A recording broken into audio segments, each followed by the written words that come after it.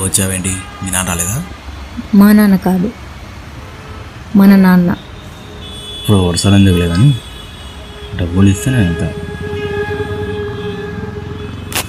కూతురేమో ఐఏఎస్కి prepare అవుతుంటే కొడుకేమో ఇలా. అయినా నిన్ను కాదు, మీ అమ్మని అనాలి. మా అమ్మననే అర్హత మీకు లేదు. చూడు, డబ్బులు ఇస్తే నేను ఎంత. ఇలాగే జీతం అట్టు చిల్లరగా తిరుగుతుంటావా?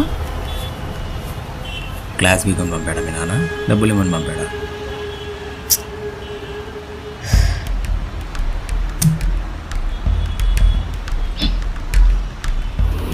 నాకు ఇలా వద్దు, అకౌంట్ ట్రాన్స్ఫర్ చేయి.